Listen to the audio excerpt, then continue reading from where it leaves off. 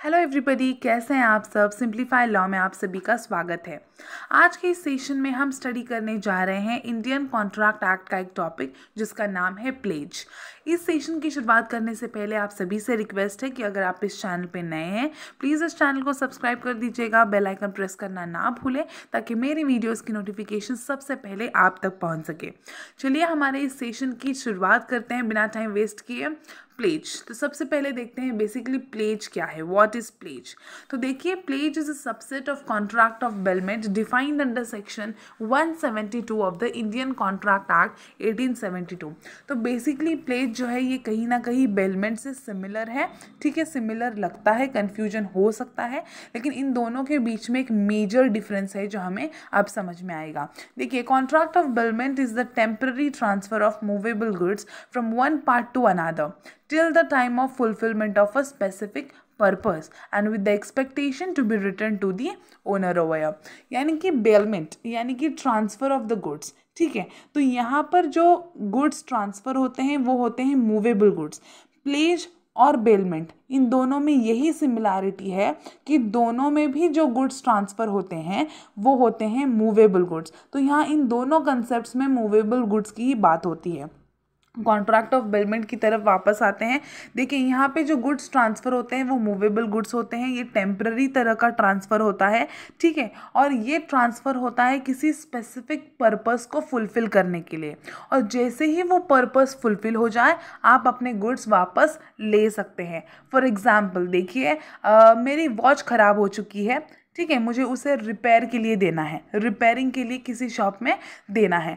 तो जैसे ही वो वॉच रिपेयर हो जाएगी मैं अपना जो गुड है, अपनी जो वॉच है वो वापस ले सकती हूँ। यानी कि यहाँ पे मोटिव क्या था, यहाँ पे सब्जेक्ट क्या था, मेरी वॉच ख़राब हो गई है। ठीक है, डैमेज्ड है, उसे रिपेयर करने के लिए देना है। और रिपेयरिंग ये एक स्पेसिफिक पर्पस है। जैसे ही ये रिपेयरिंग वाला स्पेसिफिक पर्पस अकम्प्लिश हो जाएगा, फुलफिल हो जाएगा, मैं अपनी वॉच वापस ले सकती हूँ। तो यहाँ पे जो गुड का ट्रांसफ़र हुआ है कैसा हुआ है, टेम्पररी ट्रांसफ़र है। ठीक है, अब आते हैं प्लेज की तरफ। देखिए, Pledge is a bailment of movable goods as a security till the time debt is repaid or the promise is performed. तो यहाँ इन दोनों के बीच का जो डिफरेंस है वो है कि वहाँ पर टेम्पररी ट्रांसफ़र होता है, जैसे ही स्पेसिफिक पर्पस अकम्प्लिश हो जाएगा गुड्स वापस ले सकते हैं। यहाँ पे भी कुछ इसी तरह का है, लेकिन यहाँ पर जो गुड्स ट्रांसफ़र किए गए हैं वो किस मोड में रखे गए हैं, सिक्योरिटी के मोड में रखे गए हैं। यानी कि यहाँ पे जो मूवेबल गुड्स का बेलमेंट हुआ है, ट्रांसफ़र हुआ है, उन्हें आपने सिक्योरिटी के तौर पर दिया है। ठीक है, और बदले में एक specific amount as a debt के तौर पर या लोन के तौर पर आपने लिया है। जैसे ही आप अपना वो लोन, आप अपना जो वो डेट है वो रीपे करोगे, आप अपने जो भी गुड्स आपने सिक्योरिटी के तौर पर रखे हैं वो वापस ले सकते हैं। यहाँ पे एग्जाम्पल के तौर पे आपको बताती हूँ।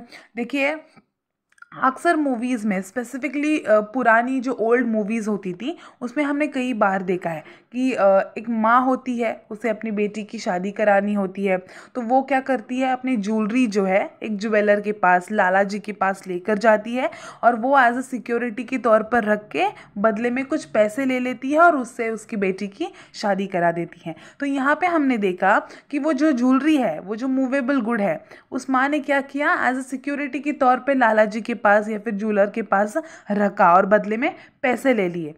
वो जब वो पैसे वापस करेगी लाला जी को, तो वैसे ही उसे उसकी जो ज्वेलरी है वो वापस मिल जाएगी। ठीक है, तो यहाँ पे हमने देखा कि इस तरह से जो प्लेज है और बेलमेंट है इसका डिफरेंस है। वहाँ पे टेम्पररी पीरियड के लिए या फिर जब तक वो पर्पस अकम्प्लिश नहीं होता तब तक गुड्स बेल किए जाते हैं, और प्लेज में सिक्योरिटी के तौर पे रखे जाते हैं। जैसे ही आप अपना लोन पे करोगे आपको अपने गुड्स वापस मिल जाएंगे। तो बेसिकली ये है pledge. The person who delivers the good is known as the pawnor और प्लेजर। ठीक है, जो गुड्स डिलीवर कर रहा है वो कौन होता है, प्लेजर होता है। And the person who accepts the good, जो एक्सेप्ट कर रहा है गुड, यानी कि जो अभी एग्जाम्पल बताया उसमें जो लाला जी था वो गुड, वो जो ज्वेलरी है वो एक्सेप्ट कर रहा है ना, तो वो हो गया पॉनी, या फिर आप उसे प्लेजी भी कह सकते हैं। चलिए आगे बढ़ते हैं। Essential features of pledge. तो बेसिकली प्लेज भी एक तरह का कॉन्ट्रैक्ट है। तो जो कुछ भी इसेंशियल्स कॉन्ट्रैक्ट में लागू होते हैं वैलिड कॉन्ट्रैक्ट के लिए, वही यहाँ पे भी आएंगे। जैसे कि सबसे पहला इसेंशियल यही है कि वैलिड कॉन्ट्रैक्ट, जो भी वैलिड कॉन्ट्रैक्ट के बेसिक फीचर्स हैं वो वहाँ पे जो वैलिड कॉन्ट्रैक्ट में फुलफिल होते हैं वो यहाँ पे भी होने ज़रूरी हैं। फॉर एग्जांपल ऑफर ले लीजिए, वैलिड एक्सेप्टेंस ले लीजिए, एक तरह का कंसिडरेशन होना ज़रूरी है, capacity to contract, wilful consent होनी ज़रूरी है, किसी तरह का फोर्स कोअर्जन ये नहीं होना चाहिए। तो if basic features are not fulfilled the contract would be void and unenforceable. ठीक है। दूसरा इसेंशियल ये है कि delivery of possession of goods should be transferred from pawnor to the pawnee, यानी कि जो पोजेशन है गुड्स का वो बेसिकली यहाँ पे ट्रांसफ़र होना बहुत ज़रूरी है। और ये जो पोजेशन ऑफ गुड्स है आप किसी भी तरह से एक्चुअल हो कंस्ट्रक्टिव हो, लेकिन इस पोजेशन की डिलीवरी होनी बहुत ज़्यादा ज़रूरी है। देखिए actual delivery is where goods are transfer in real, actual में रियल में फिजिकली गुड्स ट्रांसफ़र होते हैं। वेरएज कंस्ट्रक्टिव डिलीवरी जो होती है यहाँ पे जो गुड्स का ट्रांसफ़र है वो कहीं ना कहीं इनडायरेक्टली होता है। फॉर एग्जाम्पल देखिए, अगर किसी वेयर हाउस में आपने गुड्स रखे हैं और वो आपको ए को ट्रांसफ़र करना है और आपने उसके बदले में जो की है वो ट्रांसफ़र कर दी, बहुत ज़्यादा अमाउंट में गुड्स हैं, उन सारे गुड्स को ट्रांसफ़र करने की बजाय, या वेयर हाउस तो आप शिफ्ट नहीं कर सकते हो, वेयर हाउस तो आप ट्रांसफ़र नहीं कर सकते हो, तो उसके बजाय आपने क्या कर दी, उस वेयर हाउस की ट्रांसफ़र कर दी। तो यहाँ पे कंस्ट्रक्टिव डिलीवरी हो गई। ठीक है। और on the other hand, if the actual goods had been handed over to Mr. A, that would be actual delivery। यानी कि फॉर एग्जाम्पल लैपटॉप है, बस लैपटॉप की डिलीवरी करनी है, ठीक है, वही पोजीशन में देना है मिस्टर ए के, तो वो आप अपने हाथ से उसके हाथ में ले जाकर रख सकते हो। तो ये होगी एक्चुअली डिलीवरी, फिजिकली ट्रांसफ़र हो रही है। कंस्ट्रक्टिव डिलीवरी में एक जैसे कि की ट्रांसफ़र कर दी, या फिर अगर आपने हाउस ट्रांसफ़र करना है कुछ और, तो हम क्या करते हैं, वो हाउस की जो भी टाइटल है, डॉक्यूमेंट्स हैं, वो ट्रांसफ़र करते हैं। तो यहाँ पे ये हो गई constructive delivery. Okay. Third essential है ownership can not be transfer. तो यहाँ पे आपने जो गुड्स ट्रांसफ़र किए हैं बेसिकली बस एक सिक्योरिटी के तौर पे ट्रांसफ़र कर दिए गए हैं, आपने जो लोन लिया है उसके बदले में। ठीक है। तो यहाँ पे जो है ओनरशिप आप ट्रांसफ़र नहीं करते हो। ओनरशिप जो है ये जो पॉनर है, ये जो प्लेजर है, उसी के पास रहती है। ठीक है। सिर्फ पोजेशन ट्रांसफ़र होता है प्लेजी के पास या फिर पॉनी के पास। Okay. Security against the debt, यानी कि गुड्स जो आप प्लेज कर रहे हो, गुड्स जो दे रहे हो पॉनी के पास, वो एज अ सिक्योरिटी के तौर पे दे रहे हो और डेट ले रहे हो उसके बदले में। Goods must be pledged against the debt of the pawnor over here. Return of the goods on repayment, यानी कि जैसे ही आप अपना लोन रीपे करोगे, आप अपना डेट रीपे करोगे, आप अपने गुड्स रिटर्न ले सकते हो। Once the motive of the contract gets performed, the pledged goods should be return to the pawnor who is the real owner of the goods in the duly subscribed और prescribed manner. ठीक है। तो यह है इसके essentials. चलिए इसके rights पे आ जाते हैं। राइट्स ऑफ द पॉनर, यानी कि जो गुड्स डिलीवर कर रहा है उसके क्या राइट्स हैं। तो सबसे पहला यह राइट है कि वो अपने गुड्स जो है वो बैक ले सकता है on the performance of the promise और repayment of the loan and interest if any the pawnor is entitled to get back the goods. उसने अपना प्रॉमिस परफॉर्म कर दिया है, उसने अपना लोन रीपे कर दिया है, उसने अपना इंटरेस्ट दे दिया है, तो यहाँ पे पॉनर का राइट है कि वो अपने गुड्स वापस ले सकता है बिना किसी ऑब्स्ट्रक्शन के, बिना किसी परेशानी के। ओके। दूसरा है right to redeem debt, section 177। देखिए, if a time is stipulated for the payment of the debt, एक पर्टिकुलर टाइम दिया गया है, एक स्टिपुलेटेड, फॉर एग्जांपल 6 महीने ले लीजिए, ठीक है, डेट के पेमेंट के लिए एक स्टिपुलेटेड टाइम ऑलरेडी प्रिस्क्राइब्ड है, और performance of the promise for which the pledge is made, ठीक है, and the pawnor makes default in payment of the debt और performance of the promise at the stipulated time. उस 6 महीने का period में, मतलब एग्जाम्पल के तौर पे हमने 6 महीने लिया है, तो ऐसे एक स्टिपुलेटेड टाइम के अंदर उसने, पॉनर ने, जो अपना डेट है वो पेमेंट नहीं किया है, जो डेट जो है वो रीपे नहीं किया है, उसने पेमेंट देने के लिए डिफ़ॉल्ट किया है, तो यहाँ पे जो है he may redeem the goods pledged at any subsequent time before the actual sale of them, यानी कि वो उस पीरियड के बाद में भी कभी भी अपने गुड्स वापस ले सकता है। ठीक है। या फिर उस गुड्स प्लेजी जो है उन गुड्स को सेल करने के पहले वो क्या कर सकता है, अपने अपने गुड्स वापस ले सकता है। लेकिन इन एडिशन टू दैट जो भी उसका डिफ़ॉल्ट हुआ है, उसके डिफ़ॉल्ट की वजह से अगर प्लेजर को किसी भी तरह का नुकसान हुआ है, उसे अपने एक्सपेंसेस एक्स्ट्रा से खर्च करने पड़े हैं, तो उस एक जो स्पेसिफिक अमाउंट का उसने जो लोन लिया था, उस अमाउंट को भी उसे रीपे करना होगा। साथ में जो एक्स्ट्रा एक्सपेंसेस जो अगर प्लेजर को लगे होंगे या उसके उस पेमेंट की डिफ़ॉल्ट करने की वजह से अगर कुछ नुकसान हुआ होगा प्लेजर का, तो वो भी उसे एडिशन में देना पड़ेगा और फिर अपने जो गुड्स हैं वो वापस ले सकता है वो। तीसरा ये है कि right to preservation and maintenance of the goods by pawnee. तो यहाँ पे पॉनर का जो है ये राइट है कि वो ध्यान दे, वो सुपरवाइज करे, ठीक है, वो देखे कि जो पॉनी है वो बिल्कुल बेली की तरह क्या कर रहा है, उसके गुड्स मतलब अच्छे से उसका ख्याल रख रहा है या नहीं, ठीक है, प्रॉपरली मेंटेन कर रहा है या नहीं। तो यहाँ पे क्योंकि पॉनर के गुड्स हैं तो पॉनर का डेफिनेटली राइट बनता है कि देखे पॉनी उसका अच्छे से ख्याल रख रहा है या नहीं। तो यहाँ पे ये पॉनर का राइट है। ओके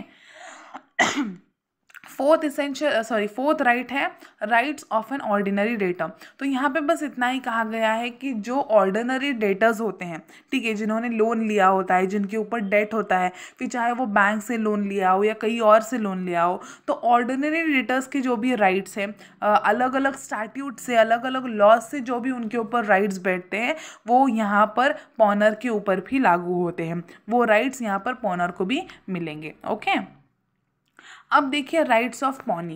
राइट्स ऑफ पॉनी में पहला है right to retain goods. As per section 173 of the Indian contract act, the pledgee has the right to retain the goods unless the amount owed by the pledger is paid, the promise is fulfilled और the interest accrued during the preservation of the goods is paid. यानी कि यहाँ पे pony भाई साहब जो हैं उनके पास राइट है कि वो गुड्स को रिटेन करके रख सकता है अपने पास तब तक जब तक उसने जो दिए हुए पैसे हैं वो प्लेजर वापस नहीं दे देता, या उसका जो कॉन्ट्रैक्ट के अकॉर्डिंग जो प्रॉमिस है वो पूरा नहीं कर देता, या फिर उनके ऊपर जो लगने वाला इंटरेस्ट है वो दे नहीं देता, तब तक ये पॉनी क्या कर सकता है, वो गुड्स अपने पास रिटेन करके रख सकता है।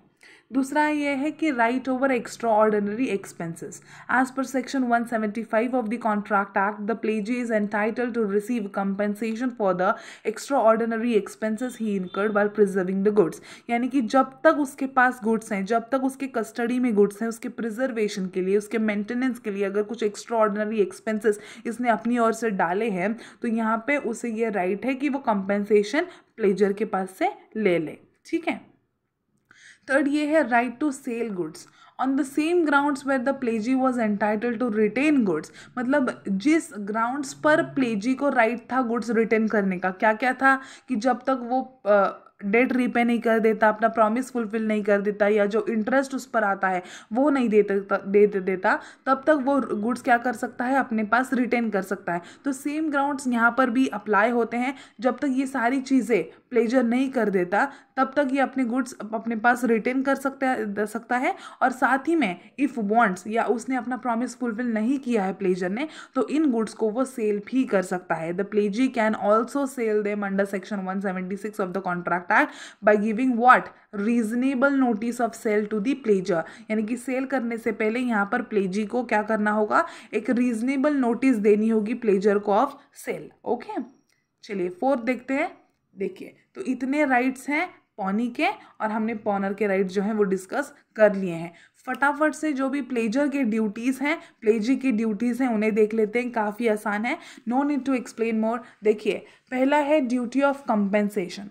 यानी कि ये प्लेजर की ड्यूटी बनती है कि अगर उन गुड्स को संभालने में, प्रिजर्व करने में, मेंटेन करने में अगर प्लेजी को किसी तरह का नुकसान हुआ है, या अपने एक्स्ट्रा ऑर्डिनरी एक्सपेंसेस उसमें डालने पड़ गए हैं, या फिर प्लेजर ने गुड्स प्लेस करते समय या फिर कॉन्ट्रैक्ट के टाइम अगर गुड्स में किसी तरह का डिफ़ॉल्ट है, ये बताया नहीं है, और उसकी वजह से अगर प्लेजी को किसी तरह का नुकसान होता है, तो जो भी कंपेंसेशन आएगा यहाँ पर प्लेजर की ड्यूटी बनती है कि वो कंपेंसेशन उसे दे दे। दूसरी ड्यूटी ये है कि to pay interest in addition to the principal amount. यानी कि एक स्पेसिफिक अमाउंट का लोन लिया है, एक स्पेसिफिक अमाउंट एक स्पेसिफिक टाइम के लिए, तो उस पर किसी तरह का इंटरेस्ट भी अगर बनता है एज पर दी कॉन्ट्रैक्ट जो पहले तय कर रखा है, तो वो प्रिंसिपल अमाउंट के साथ उसका जो कुछ भी इंटरेस्ट होगा वो प्लेजर को यहाँ पे देना ही होगा। थर्ड ड्यूटी ये है कि to disclose all the facts, यानी कि कॉन्ट्रैक्ट के टाइम प्लेज का जो आप कॉन्ट्रैक्ट कर रहे हो या गुड्स प्लेज कर रहे हो, ट्रांसफ़र कर रहे हो, उस समय प्लेजर ने प्लेजी को सभी जो भी फैक्ट्स हैं गुड्स के रिलेटेड वो बताने होंगे। अगर उसमें किसी तरह का डिफ़ॉल्ट है, किसी तरह की खराबी है, जो कुछ भी प्रॉब्लम है प्लेज गुड्स को रिलेटेड, उन सभी मटेरियल फैक्ट्स को क्या करना होगा, प्लेजर को डिस्क्लोज करना होगा। ओके, अब देखिए ड्यूटीज़ ऑफ द प्लेजी। सबसे पहली ड्यूटी तो ये है कि उसे एक ऑर्डिनरी प्रूडेंस मैन की तरह, ठीक है, उसे उस गुड्स का जो है ध्यान रखना होगा, रीजनेबल केयर करनी होगी। अगर वो गुड्स उसके खुद के होते तो वो किस तरह से उसका ख्याल रखता, बिल्कुल उसी तरह से उन गुड्स का ख्याल रखना है प्लेजी को, ठीक है। Duty of not using the pledged goods, जो गुड्स उसके पास एज अ सिक्योरिटी के तौर पर रखे गए हैं वो उसे यूज़ नहीं कर सकता है। सिक्योरिटी के तौर पर रखे गए हैं, बस सिक्योरिटी करके मतलब उसे सिक्योर रखो, उसे यूज़ करने की कोई ज़रूरत नहीं है, ठीक है। तो यहाँ पे duty of not using the pledged goods. Duty to return the goods, यानी कि जैसे ही उसका जो लोन है प्लेजर ने रीपे कर दिया है, उसके पैसे अगर प्लेजी के पास वापस आ गए हैं, तो यहाँ पे प्लेजी का फ़र्ज़ बनता है कि वो अपने जो गुड्स हैं वो उसे वापस दे दे। Duty to return the benefit, यानी कि जब मतलब एक स्पेसिफिक टाइम पीरियड के लिए गुड्स उसके कस्टडी में है, उसके पास हैं, और जब तक हैं उसमें अगर उन गुड्स से अगर किसी तरह का प्रॉफिट होता है या किसी तरह का बेनिफिट आता है, ठीक है, एक्स्ट्रा, तो रिटर्न करते समय गुड्स उन्हें उन प्रॉफिट्स को, उन बेनिफिट्स को भी प्लेजर को रिटर्न करना होगा। पांचवा ये है कि duty to keep goods separate, यानी कि प्लेजी को अपने गुड्स और ये प्लेस्ड किए हुए गुड्स, इन दोनों गुड्स को सेपरेट रखना होगा, बिल्कुल भी मिक्स नहीं करना है, ठीक है। तो अगर प्लेजी ने उन गुड्स को मिक्स किया तो यहाँ पे और विदाउट कंसेंट, ठीक है, without approval and without consent of the pleasure अगर उसने उन गुड्स को मिक्स किया तो उनके सेपरेशन में जो कुछ भी खर्चा होगा, जो कुछ भी एक्सपेंसेस आएंगे, ये प्लेजी को ही देना पड़ेगा। और अगर उन्हें सेपरेट करना इम्पॉसिबल है तो यहाँ पे उसका जो कुछ भी डैमेजेस या कंपनसेशन होंगे वो प्लेजर को वापस देने होंगे। इससे बेहतर यही है, इतना सारा होने से अच्छा है कि आप मिक्स ही ना करो। तो यहाँ पे ये प्लेजी की ड्यूटी है to keep the goods separate. तो ये थे ड्यूटीज़ ऑफ द प्लेजी। हमने सभी बहुत अच्छे से डिस्कस किया है, उसके जो कुछ भी प्लेज का मीनिंग था, उसके जो कुछ भी इसेंशियल्स थे, हमने वन बाय वन देखे। Rights of the pledger, rights of the pledgee, duties of the pledger, duties of the pledgee, इन सभी चीज़ों को बहुत ही अच्छे से डिस्कस किया है। अगर आपको किसी भी तरह का डाउट है आप कमेंट सेक्शन में बिल्कुल पूछ सकते हैं, आपको ज़रूर रिप्लाई मिलेगा। मैं पूरी कोशिश करूँगी कि आपको रिप्लाई दे सकूं। और अगर आपको किसी भी तरह का दूसरे टॉपिक पर वीडियो चाहिए आप प्लीज़ बताइए, मैं पूरी कोशिश करूँगी उस पर वीडियो बनाने की। साथ ही में प्लीज़ इस चैनल को सब्सक्राइब कर दीजिएगा, जो भी इस चैनल पे नए हैं। लाइक करना ना भूलें, इस वीडियो को शेयर कीजिए अपने फ्रेंड्स के साथ। प्लीज़ कमेंट सेक्शन में बताइए अपने व्यूज़ और please stay tuned to this channel. Thank you so much.